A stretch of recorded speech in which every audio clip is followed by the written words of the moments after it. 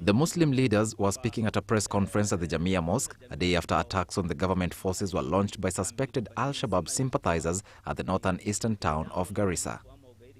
The leaders pointed out that each community had its fair share of troublemakers and that it was unfair for the government to organize an operation on residents of Garissa before investigations were done to establish exactly who were behind the attacks. Recently, in Baragoi, 48 security officers were shot, but the government did not act and harass the local residents. They were left in peace. There are xenophobic attacks, both by ordinary citizens of this country who feel that Somalis are the ones who are blowing up every vehicle that is blown up or every person who is being killed. And the same also xenophobic attitude has gone into the minds of the security forces of this country. What has happened in Garissa is no different from what is happening in Eastleigh, where ordinary people were trying to take pangas and attack Somalis. The same thing is what the government security force did yesterday. In northern Kenya, what's happening is very shocking. We're asking ourselves, are we part and parcel of this state? We're asking ourselves, what is going on? Because we're in kind of a police state. We're kind of in a military state. We're in kind of where law and order has degenerated to a level unacceptable and unbelievable in this age and time. The Kenya Defence Force had yesterday said on Twitter that 5 of its members were shot at in Garissa, and in the process of returning fire, they could not avoid collateral damage.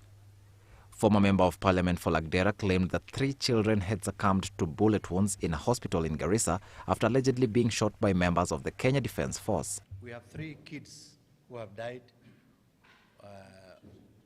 Some died in the hospital with a bullet in the head. And we are saying this because we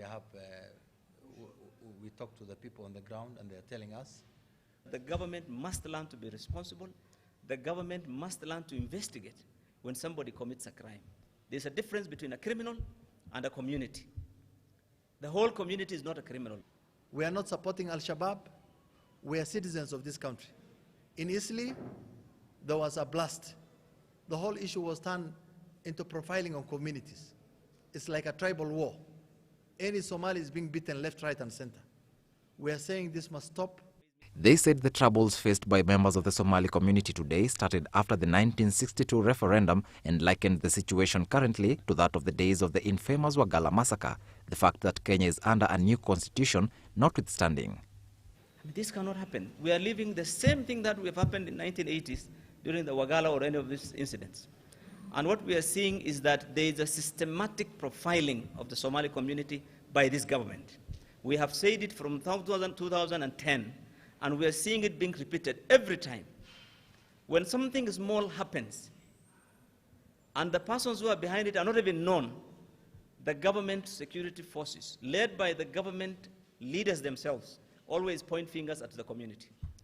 We are victims of the 1962 referendum. There's no question about it. We are going back to the drawing board.